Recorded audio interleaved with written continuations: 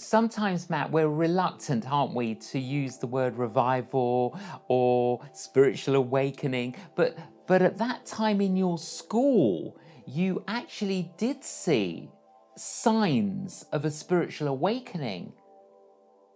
Yes. Oh, it was unbelievable. And this was all around the time that God called me. There was actually some students from a different denomination. An evangelist had come in town and preached at their church, and revival had started to break out. And they had started this youth worship night for the high school. And I heard about it. And I had been at that time in high school trying to hold a Bible study. Sometimes there'd be 3 people, and of course you're asking kids to get up early and come before school to the Bible study. But I'm trying to be a light in my school. And there would be times we'd have donuts and orange juice and we'd have 10 people. That was exciting. Yes. we bribed them with food.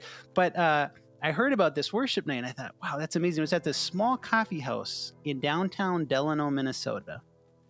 And at that time, there was probably 60 students starting to go to that. That was huge for how many students we had in our school. So I went to it, and the presence of God was so strong. I ended up starting to be a part of the worship team, the band. At that stage of my life, I was playing a lot on worship teams. And it grew, and we didn't have space in that coffee house, J.John. There was students that were coming in, and there was no room. So they'd go, it was a small building, by the way, but there was no room. So they'd go back to where they'd stock the food. And there'd be like 10 students over, like couldn't even see the band over there, but there was a little space. And mind you, this is in Minnesota, and some of this was in the winter. And then there'd be students who'd come in, there's no room even there, so they're just standing at the door, or they're hanging out outside to be a part of this worship. So we said, we need space. And at this point, it was just students. There was no pastor, there was no leader for this, and we didn't know what we were doing at all.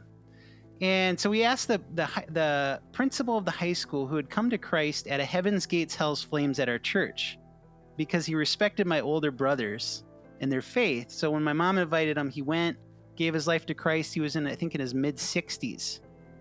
Not lived for God at all, came to faith in Jesus through that play. Amazing.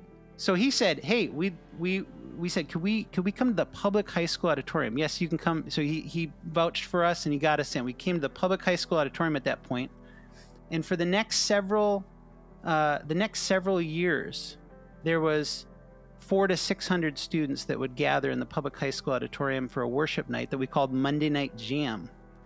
But the presence of God in those services, J.John, was so strong that I still, several decades later, compare ministry to what happened then and what we experienced then. And Jonathan Edwards said this. He said, revival is an acceleration and an intensification of the normal work of the Holy Spirit.